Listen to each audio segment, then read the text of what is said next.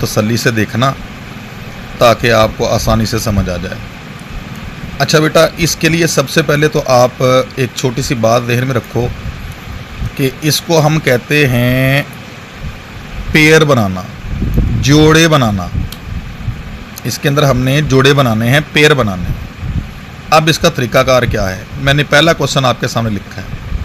यहाँ देखें x square के साथ क्या है, जहाँ कुछ नहीं होता वहाँ 1 होता है। आपने 1 और 12 को आपस में मल्टीप्लाई करना है।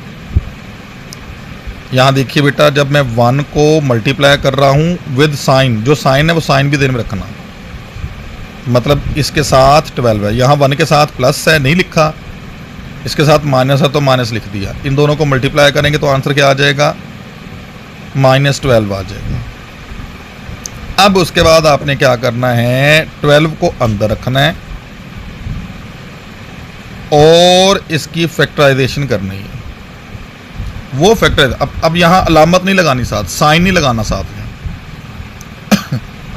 अब आपने इसके पेयर बनाने, इसके फैक्टर बनाने हैं।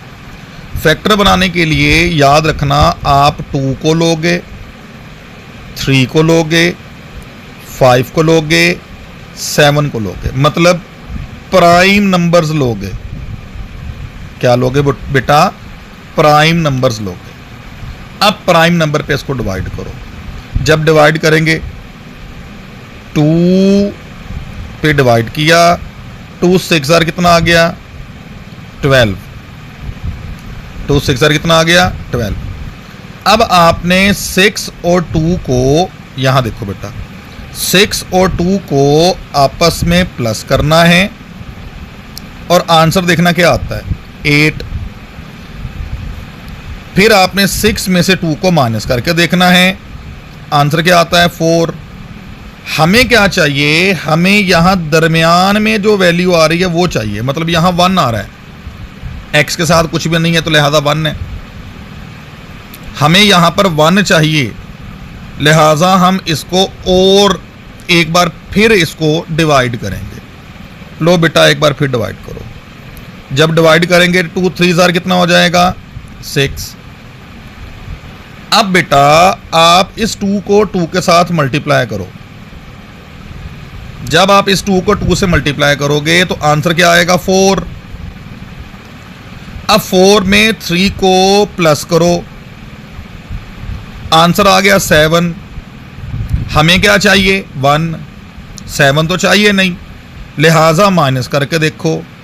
जैसे आप माइनस करके देखोगे तो बाकी क्या हमारे पास क्या आ जाएगा, आंसर 1। ये 1 आ गया, लिहाजा ये इसके पेयर बन गए,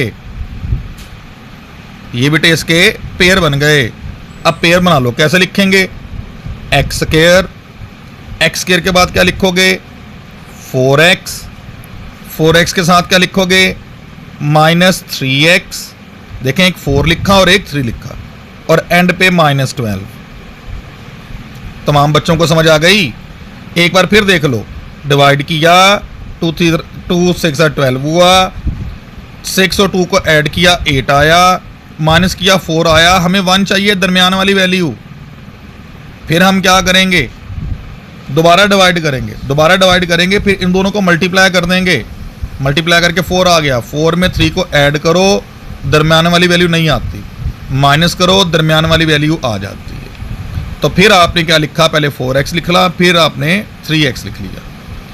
अब बेटा आगे इसको हल करना आसान है, वो आपको आता होगा। x कॉमन ले लो, जैसे x कॉमन लोगे तो अंदर रहेगा x + 4। यहाँ -3 कॉमन लो, तो अंदर क्या रहेगा, माइनस कॉमन आया, साइन चेंज हो जाएगा, तो यहाँ पर 4 आ गया। अगर बेटा कॉमन लेने के बाद ये वाला और ये वाला सेम आए तो क्वेश्चन ठीक है, वरना गलत होगा। अब बेटा जो कॉमन आ रहा है उसको एक बार लिख लो और उसके साथ x - 3 लिख लो। ये पहला सवाल हल हो गया। अब मैं अगले की प्रैक्टिस करवाता हूँ नेक्स्ट वीडियो में।